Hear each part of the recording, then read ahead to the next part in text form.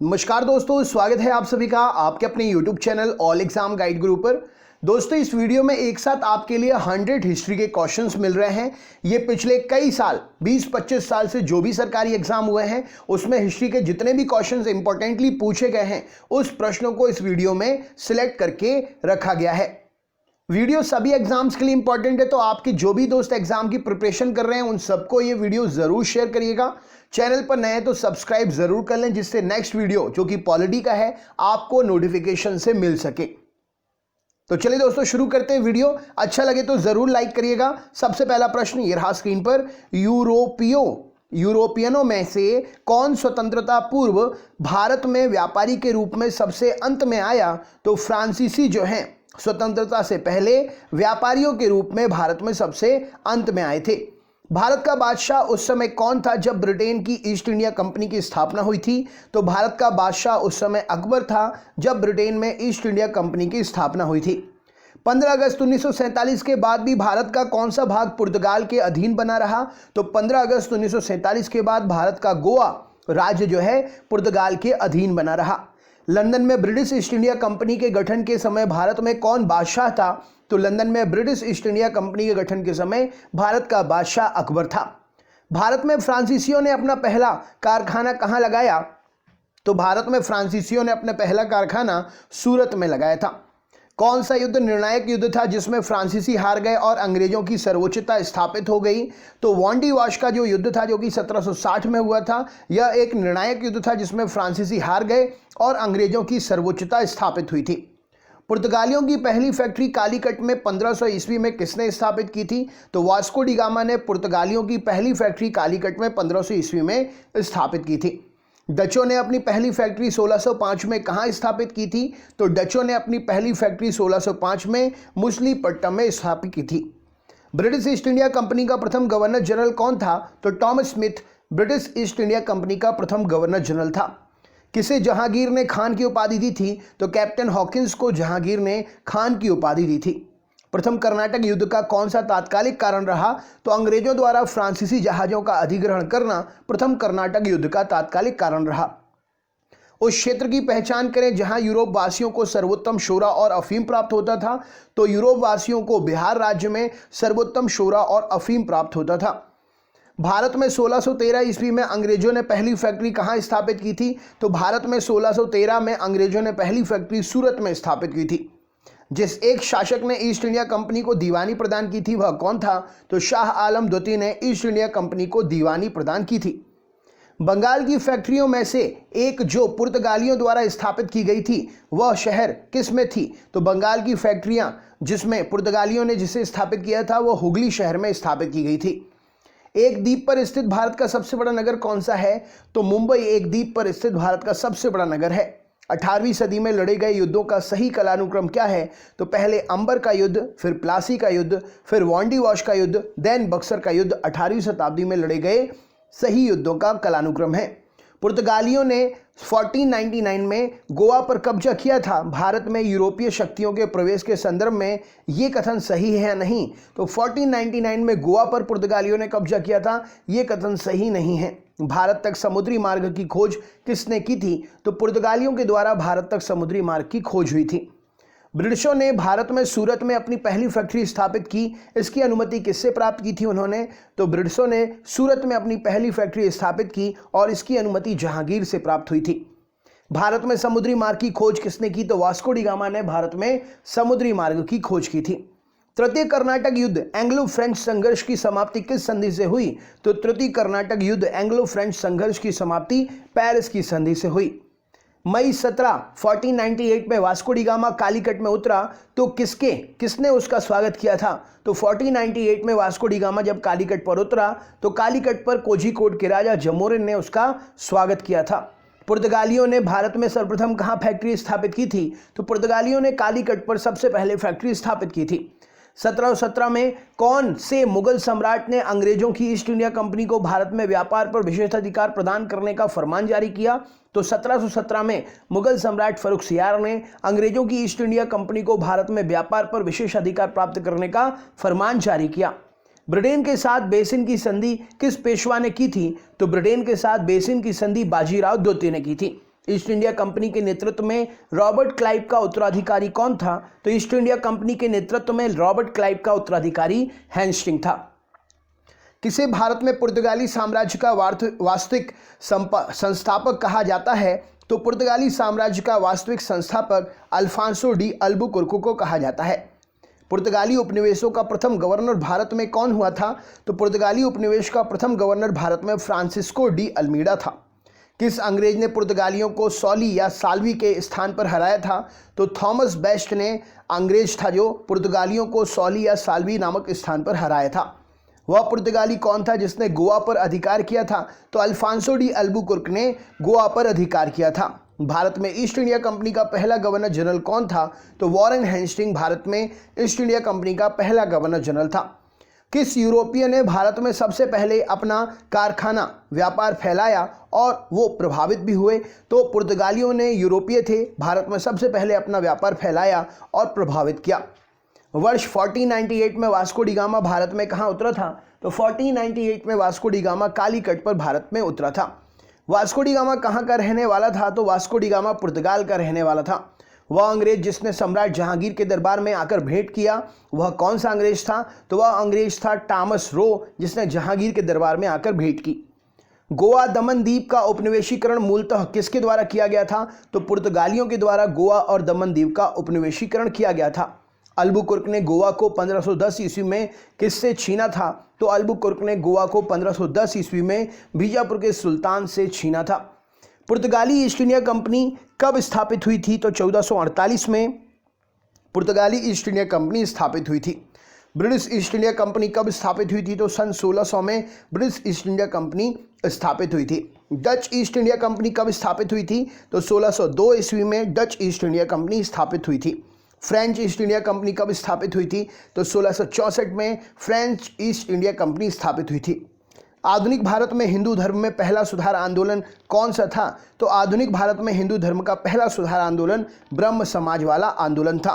ब्रह्म समाज का उद्देश्य क्या था? तो एकेश्वरवाद का प्रचार करना ब्रह्म समाज का मुख्य उद्देश्य था। मुख्यतः किसके प्रयास से सती प्रथा का उन्मूलन हुआ? तो राजा राम मोहन राय के प्रयासों से सती प्रथा का उन्मूलन हुआ। अलीगढ़ में स्थित मॉम्डन एंग्लो ओरिएंटल कॉलेज को किसने स्थापित किया? तो सैयद अहमद खान ने अलीगढ़ में मॉम्डन एंग्लो ओरिएंटल कॉलेज को स्थापित किया। आर्य समाज किसके विरुद्ध है? तो धार्मिक अनुष्ठान और मूर्ति पूजा के विरुद्ध है आर्य समाज। युवा बंगाल आंदोलन के नेता कौन थे? तो हेनरी विवियन डेरोजियो युवा बंगाल आंदोलन के नेता थे। थियोसोफिकल सोसाइटी ने भारत में कब और कहां अपना मुख्य कार्यालय स्थापित किया? तो थियोसोफिकल सोसाइटी ने भारत में 1882 में अडियार में अपना मुख्य कार्यालय स्थापित किया। किस समय महात्मा गांधी के सहयोगी रह चुके और उनसे अलग होकर एक आमूल परिवर्तनवादी आंदोलन जिसका नाम आत्मसम्मान आंदोलन था, उसे चलाने वाले कौन थे? तो ईवी रामास्वामी नायकर इसे चलाने वाले आंदोलनकारी थे। वर्ष 1829 में सती प्रथा का उन्मूलन किसके प्रयासों से हुआ? तो लॉर्ड विलियम बेंटिंग के प्रयासों से 1829 में सती प्रथा का उन्मूलन हुआ। स्वामी विवेकानंद का मूल नाम क्या था? तो नरेंद्र नाथ दत्त स्वामी विवेकानंद जी का मूल नाम था। 19वीं सदी में ज्योतिबा फुले के सत्यशोधक समाज ने क्या प्रयास किया था? तो 19वीं सदी में ज्योतिबा फुले के सत्यशोधक समाज ने दंभी ब्राह्मण तथा उनके अवसरवादी धर्म ग्रंथों से नीची जातियों की रक्षा की थी। 1873 में सत्यशोधक समाज की स्थापना किसने की थी? तो 1873 में सत्यशोधक समाज की स्थापना ज्योतिबा फुले ने की थी। किस धर्म सुधारक की मृत्यु भारत से बाहर हुई? तो राजा राम मोहन राय धर्म सुधारक की मृत्यु भारत से बाहर हुई। सत्यार्थ प्रकाश पुस्तक के लेखक कौन है? तो दयानंद सरस्वती सत्यार्थ प्रकाश पुस्तक के लेखक हैं। रामकृष्ण मिशन की स्थापना किसने की? तो विवेकानंद जी ने रामकृष्ण मिशन की स्थापना की। बहावी आंदोलन का मुख्य केंद्र क्या था? तो पटना बहावी आंदोलन का मुख्य केंद्र था। भारत में दास प्रथा को कब अवैध घोषित किया गया? तो 1843 में भारत में दास प्रथा को अवैध घोषित किया गया। भारत में अंग्रेजी शिक्षा किसके द्वारा लागू की गई? तो विलियम बेंटिक के द्वारा भारत में अंग्रेजी शिक्षा लागू की गई। वेदों में संपूर्ण सच्चाई निहित है, यह व्याख्या किसके द्वारा की गई? तो स्वामी दयानंद सरस्वती जी के द्वारा वेदों में संपूर्ण सच्चाई निहित है, यह व्याख्या की गई। महाराष्ट्र का सुकरात किसे कहते हैं? तो महादेव गोविंद रानडे को महाराष्ट्र का सुकरात कहते हैं। स्वामी विवेकानंद किस स्थान पर हुए धार्मिक सम्मेलन से प्रसिद्ध हुए? तो स्वामी विवेकानंद शिकागो में हुए धार्मिक सम्मेलन से प्रसिद्ध हुए थे। राजा राम मोहन राय ने अपने असाधारण काम की खातिर भारतीय इतिहास में अपनी पहचान बनाई। उनका मुख्य काम किस दिशा में था? तो उनका मुख्य काम समाज सुधार की दिशा में था। अलीगढ़ मुस्लिम विश्वविद्यालय की स्थापना किसने की? तो सैयद अहमद खान ने अलीगढ़ मुस्लिम विश्वविद्यालय की स्थापना की। किसे आधुनिक भारत का जनक कहा जाता है? तो राजा राम मोहन राय को आधुनिक भारत का जनक कहा जाता है। भारतीय राष्ट्रवाद का जनक किसे कहते हैं? तो राजा राम मोहन राय को भारतीय राष्ट्रवाद का जनक कहते हैं। कन्याकुमारी का रॉक मेमोरियल किसके लिए समर्पित है? तो कन्याकुमारी का रॉक मेमोरियल स्वामी विवेकानंद जी को समर्पित है। स्वामी दयानंद सरस्वती जी का मूल नाम क्या था? तो मूल शंकर स्वामी दयानंद सरस्वती जी का मूल नाम था। भारत में 19वीं सदी का पुनर्जागरण किस वर्ष तक सीमित था? तो भारत में 19वीं सदी का पुनर्जागरण उच्च मध्य वर्ग तक सीमित था। प्रार्थना समाज की स्थापना किसकी प्रेरणा के फलस्वरूप हुई?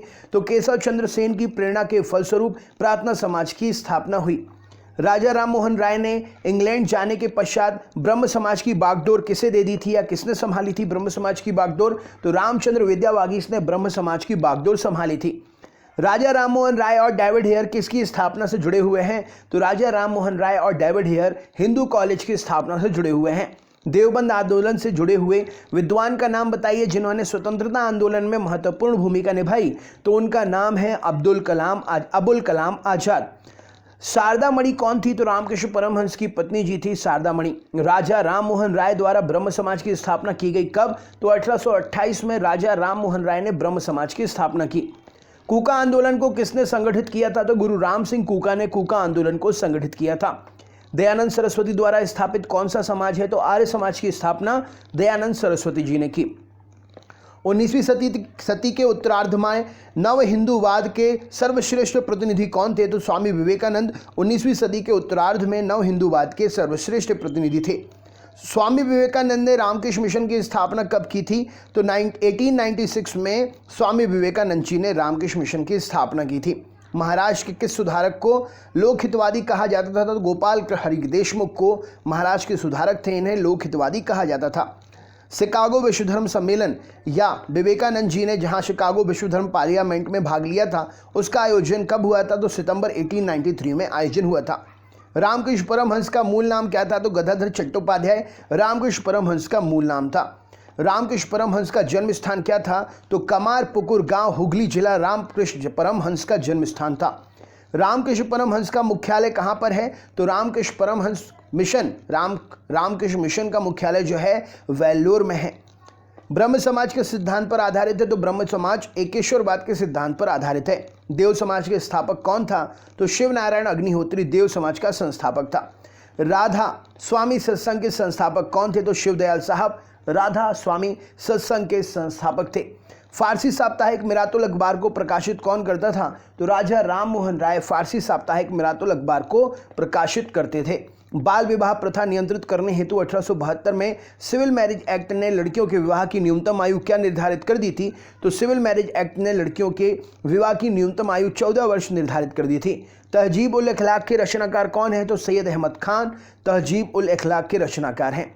किसने कहा था अच्छा शासन स्वशासन का स्थापन नहीं है? तो स्वामी दयानंद सरस्वती जी ने कहा था कि अच्छा शासन स्वशासन का स्थापन नहीं है। वेदों की ओर लौटो यह नारा किसने दिया था? तो दयानंद सरस्वती जी ने वेदों की ओर लौटो नारा दिया था। प्रार्थना समाज के संस्थापक कौन थे? तो आत्माराम पांडुरंग प्रार्थना समाज के संस्थापक थे। किस व्यक्ति ने सर्वप्रथम स्वराज शब्द का प्रयोग किया और हिंदी को राष्ट्र भाषा माना? तो स्वामी दयानंद सरस्वती जी ने स्वराज शब्द का प्रयोग सबसे पहले किया और हिंदी को राष्ट्र भाषा माना। किस वर्ग को सर्वप्रथम पश्चिमी सभ्यता ने प्रभावित किया? तो शिक्षित हिंदू मध्यम वर्ग को पश्चिम सभ्यता ने सबसे पहले प्रभावित किया। MC सीतलवाड़, VN राव, अद्लादी कृष्ण स्वामी अय्यर किसके प्रख्यात सदस्य थे? तो ये मद्रास लेबर यूनियन के प्रख्यात सदस्य थे। अहमदिया कादियानी आंदोलन जो कि 1889 से 90 के बीच में हुआ था किसने आरंभ किया था? तो मिर्जा गुलाम अहमद ने इसे आरंभ किया था। किसने विवेकानंद को आधुनिक राष्ट्रीय आंदोलन का आध्यात्मिक पिता की संज्ञा दी? तो सुभाष चंद्र बोस ने विवेकानंद जी को आधुनिक राष्ट्रीय आंदोलन के आध्यात्मिक पिता की संज्ञा दी। भारतीय पुनर्जागरण आंदोलन के पिता कौन है? तो राजा राम मोहन राय भारतीय पुनर्जागरण आंदोलन के पिता माने जाते हैं। तो दोस्तों ये थे 100 क्वेश्चन हिस्ट्री के। वीडियो अच्छा लगा हो तो लाइक करिएगा, चैनल पर नए तो सब्सक्राइब करके बेल आइकन ऑन कर लीजिएगा, ऑल वाला नोटिफिकेशन ऑन कर लीजिएगा, जिससे नेक्स्ट वीडियो पॉलिटी का जो बना रहा हूँ मैं वो भी आपको मिल सके। और वीडियो अपने ग्रुप में ज़रूर शेयर करिएगा ज़्यादा से ज़्यादा, क्योंकि ये टॉपिक इंपॉर्टेंट है। तो अपने सभी दोस्तों को ये वीडियो ज़रूर शेयर कर दीजिएगा। बहुत बहुत धन्यवाद। Thank you so much.